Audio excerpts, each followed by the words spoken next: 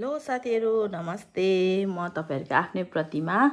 अनि मैले चाहिँ आज करेलाको रेसिपी लिएर आएको छु र करेला चाहिँ यो प्रकारमा पिस बनाउनुहोस् तपाईहरुले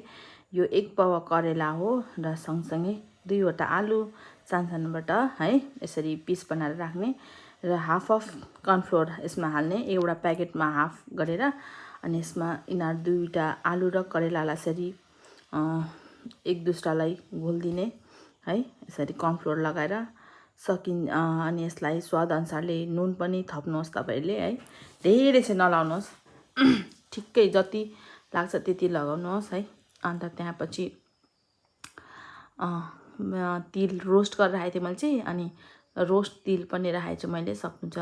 तपाईहरु पनि राख्नुहोस् छैन भने चाहिँ स्किप पनि गर्न सकिन्छ साथीहरु अनि त्यहाँबाट यसलाई यसरी चलाउने अनि त्यहाँबाट एकछिन छोडेर चाहिँ यतिको हुन्छ है यतिको भएपछि तपाईले तेल चाहिँ पुरा हिट भइसकेछ धुवा निक्लिदैछ है त्यसमा चाहिँ यो यसरी लगाइदिने लगाउँदा पछि चाहिँ चलाइए पनि चाहिँ टासिँदैन टासे पनि केही बात हुँदैन मिठो हुन्छ one of my favourite dish हो यो चाहिँ है र मेरो छोराले पनि पुरा मन पराउँछ योलाई चाहिँ एकदमै मिठो हुन्छ मतलब तितो हुँदैन करेला भन्ने बित्तिकै मान्छेलाई तितोको आउँछ तितो हुँदैन यो चाहिँ खानामा पनि खान सकिन्छ र साथसाथै स्न्याक्स पनि लिन सकिन्छ है अनि मिठो हुन्छ अब हाई फ्लेममा हैन लो फ्लेममै गर्नुहोस् मिडियम फ्लेम गर्नुहोस् अझ राम्रो हुन्छ है